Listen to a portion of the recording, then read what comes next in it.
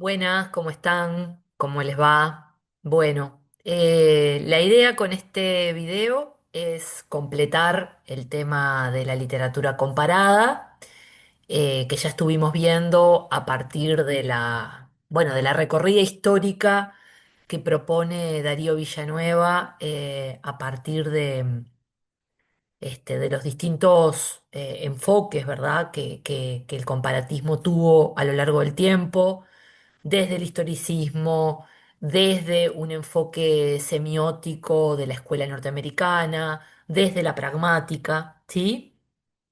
La idea con este video es poder orientar, digamos, algunas tendencias bueno, que resultan más nuevas en el tiempo y que corresponden a ciertos giros que ha tomado el estudio comparativo el caso de la literatura, ¿verdad?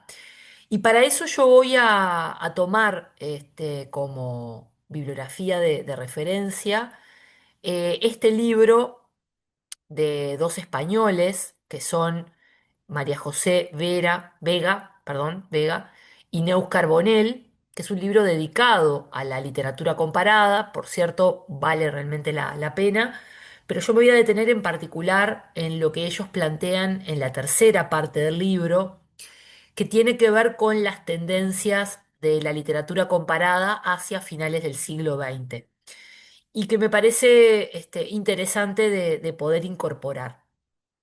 Eh, Concretamente, hay dos nuevas orientaciones del comparatismo que ellos señalan, y en las que me detengo. Primero que nada, lo que proviene de los enfoques postcoloniales. A ver, ustedes pueden no haber visto todavía cuestiones vinculadas al poscolonialismo.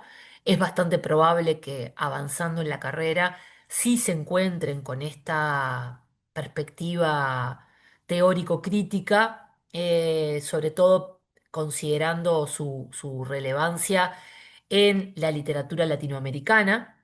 Pero para que podamos hacer un primer acercamiento a este concepto, eh, dejo planteado que los enfoques postcoloniales eh, implican como una primera formulación, que sobre todo tiene auge en los años 70 y 80 del siglo pasado, que buscaron de algún modo problematizar como los procesos de colonización, de la colonización occidental.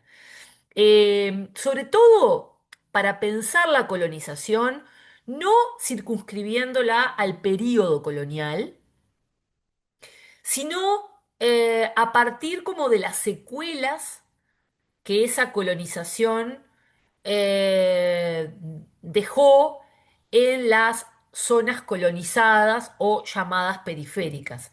Pero sobre todo pensando en las secuelas, no tanto a nivel político, sino a nivel cultural, ¿no? Es decir, el poscolonialismo se pregunta acerca de los modos en que desde el punto de vista cultural eh, interactúan centros colonizadores y zonas colonizadas, ¿verdad? Incluso llevando esos procesos culturales hasta el presente de la reflexión. Entonces, los enfoques postcoloniales implican, por un lado, considerar, digamos, cómo han operado las hegemonías de los discursos occidentales, ¿verdad? ¿Cuáles han sido las resistencias de las zonas colonizadas a esas hegemonías culturales? ¿Qué ha pasado con el sujeto poscolonial? Porque, digamos, los estudios poscoloniales parten de un sujeto poscolonial que es híbrido, ¿no? Que está habitado, podríamos decir, por culturas en conflicto. Hay una figura que resulta de mucha relevancia, sobre todo en los inicios de los estudios postcoloniales, que es la figura de Edward Said. que Vega y Carbonell lo citan, por supuesto, porque Edward Said, en un estudio, en un libro muy importante de los años 70 que se llamó Orientalismo, se plantea precisamente cómo la cultura europea ha sido la base como del proyecto imperialista. Y él lo piensa sobre todo para analizar la relación entre Occidente y Oriente. Said fue un palestino radicado en la academia norteamericana desde muy temprano, entonces le interesaba precisamente abordar cómo Occidente construyó a Oriente como un otro, ¿verdad? Como un otro cultural, que por lo tanto permite como otredad también elaborar la visión de sí mismo. Eh, y a partir de esa relación entre Oriente y Occidente, es que a Said justamente le interesa analizar eso, es decir, cómo la cultura occidental ha como proyectado su imperialismo sobre otras zonas del mundo, ¿sí? Entonces, ¿cómo incide esto en los estudios de literatura comparada? ¿Cuál es la postura, de algún modo, que plantea el poscolonialismo y que cuestiona los enfoques tradicionales del comparatismo? Y bueno, tiene que ver con un legado del comparatismo tradicional de tipo europeizante, ¿verdad? Que ha legitimado los proyectos imperialistas. El poscolonialismo asume que la literatura comparada tradicional lo que habitualmente ha hecho es tomar literaturas nacionales europeas como modelos, como referencias, como puntos de partida, para que desde ellas se puedan pensar otras literaturas, pero no estableciendo una relación, podríamos decir, de igual a igual entre los elementos comparados, entre las literaturas que se comparan, sino que desde una literatura central, desde una literatura hegemónica, se plantean estudios de literatura comparada que, podríamos decir, irradian hacia las demás literaturas jerárquicamente inferiores. Bueno, el planteo del poscolonialismo tiene que ver justamente con una postura de solidaridad con las culturas no hegemónicas, ¿no? Es decir, con aquellas culturas que habían quedado como históricamente relegadas, podríamos decir, ¿verdad? Que habían sido habitualmente consideradas como en un segundo plano respecto de las literaturas principales, de mayor peso a nivel occidental. Esto entonces supone, por parte de los enfoques postcoloniales orientados hacia la literatura comparada, obviamente una apertura y una reinterpretación del canon, ¿verdad? Es decir, el postcolonialismo se pregunta sobre la construcción tradicional del canon, cómo esa construcción ha operado en un proyecto imperialista, ¿verdad? En un proyecto conservador, en un proyecto que promueve el statu quo cultural, ¿verdad? Y va, en cambio, en defensa de esas culturas no hegemónicas. Por ejemplo, hay un texto muy interesante, muy importante, de Walter Mignolo, que se pregunta, por ejemplo, acerca de las maneras en que la vinculación del concepto de literatura a lo escrito ha condicionado, ha limitado, ha empobrecido los alcances de la cultura latinoamericana, ¿no? Que en gran medida y en muchas de sus manifestaciones ha tenido que ver con procesos de oralidad más que de escritura, ¿verdad?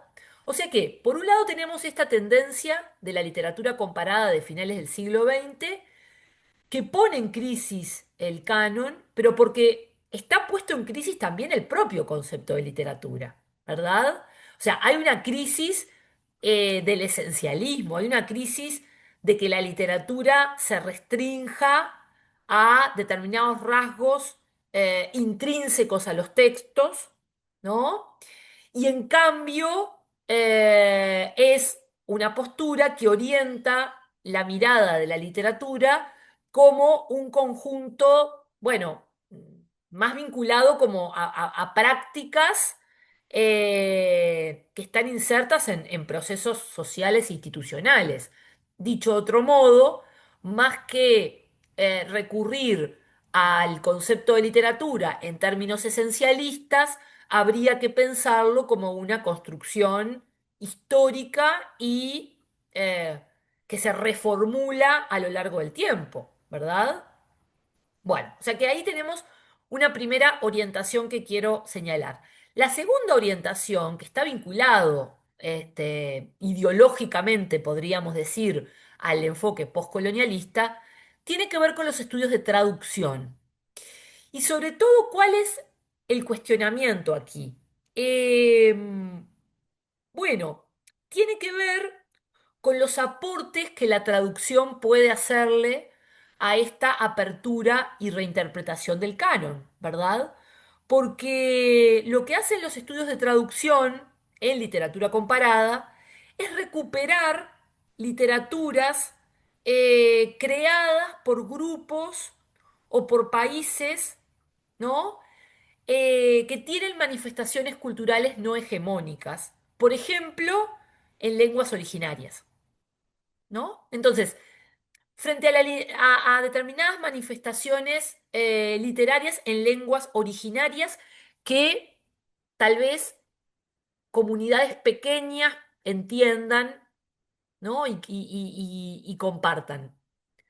¿Qué rol puede jugar la traducción? Y bueno, la traducción se puede transformar en un canal decisivo para visibilizar esas literaturas, ¿verdad? Pero no con una idea de que el texto traducido compite con el original, que es un poco la escuela de la traducción, ¿no? En la que fuimos formados, ¿no? El texto traducido sustituye al original, pero siempre va a ser imperfecto con respecto al original, ¿verdad? Eh, bueno, acá estos estudios de traducción parten de otra concepción de la traducción que tiene que ver con un enfoque en donde la traducción resulta solidaria de estas culturas no hegemónicas. Es decir, la traducción no es ya una versión inferior e imperfecta, sino que se visualiza como un modo de poder permitir un mayor alcance de esa literatura, de esa cultura, permite ampliar los procesos de comunicación, pero siempre partiendo de la base de que se hermana con el texto en su lengua original. O sea, en lugar de pensarlos compitiendo, eh, conviven. Acá la propuesta es que convivan, ¿verdad? Que en realidad eh, la traducción es la vía por la cual el comparatismo no quede necesariamente restringido a las lenguas mayoritarias, ¿verdad? Porque, a ver, el comparatista tradicional, que era un estudioso de la literatura que manejaba habitualmente varias lenguas, esas varias lenguas, ¿cuáles eran? Y bueno, las lenguas hegemónicas, ¿verdad? Las lenguas más conocidas en el mundo. Pero este otro enfoque de la traducción permite eh, visualizar cómo a través de la traducción de estas lenguas minoritarias, la circulación puede ampliar, ¿no? Por lo tanto, las posibilidades de ingreso, ¿no?, a un canon también se vuelven, digamos, más viables, ¿no? Se vuelven un proyecto posible, ¿sí? Entonces, en ese sentido, quiero poner un ejemplo sacado de bueno, de una publicación académica para que vean justamente de qué van estos estudios de la traducción actuales. Bueno, por si no lo saben, ustedes cuentan en la web con una enorme cantidad de revistas especializadas de temas literarios y culturales de diversas orientaciones teóricas, ¿verdad? En este caso, yo estoy mostrándoles allí la página de una revista argentina, que es la revista Telar, que tiene un enfoque interdisciplinario, ¿verdad? Bueno, ahí ustedes en la página de inicio tienen la convocatoria actual de la revista que corresponde a el primer semestre de 2025, pero si van al archivo van a encontrar los números anteriores de las revistas Telar y concretamente yo quiero ir al número 27 que corresponde al año 2021 y que tuvo como tema narrativas de la conquista, cuerpo, espacio y escritura. Bueno, yo ingreso al número 27 de la revista Telar y me encuentro con una serie de artículos académicos que tratan temas de investigación vinculados a esa temática, pero también encuentro esta parte que se titula Lugar de autor y que son algunas colaboraciones de poetas de distintos lugares de América Latina que han hecho poesía a partir del tema de la conquista, ¿verdad? Entonces, por ejemplo, entro en el texto de Carlos Guamán López, acá tienen el PDF, ¿no? El texto de Carlos Guamán López, que es un poeta peruano. Entonces, ustedes encuentran allí, e invito a que si les interesa después ingresen, busquen la página de la revista Telar y rastreen esto que yo estoy mostrando aquí. Por ejemplo, fíjense, acá tenemos la presencia, por un lado, del texto en quechua y del otro lado de la página el texto en español. Es decir, ese texto en español solidario de la cultura no hegemónica que permite que a través de la traducción esta poesía ingrese a un circuito académico y pueda ser revalorizada y estudiada. ¿Sí? Bueno, y hay distintos poemas del autor peruano. Después, por ejemplo, voy al segundo PDF que corresponde a una poeta y activista mexicana, que es Rosario Patricio Martínez, donde nos encontramos esto otro. Acá nuevamente el texto está en su lengua original, que en este caso es el mije, y en la otra parte de la página el texto en español, ¿verdad? Bueno, con esto quiero decir que de algún modo estas tendencias propias de finales del siglo XX discuten los modelos tradicionales del comparatismo y apuntan a lo que Lancer entiende como una especificidad comparativa. Es decir, ¿qué significa esto de la especificidad comparativa? Significa que mientras los estudios de literatura comparada mantienen el propósito de establecer lazos, de establecer puentes entre distintas literaturas, distintas manifestaciones culturales, al mismo tiempo eso no reniega de la especificidad de cada manifestación cultural. Es decir, se parte como de un respeto de las diferencias, se parte de una postura multiculturalista que podríamos decir, en la búsqueda de una relación de igual a igual, establece lazos a través de este tipo de estudios.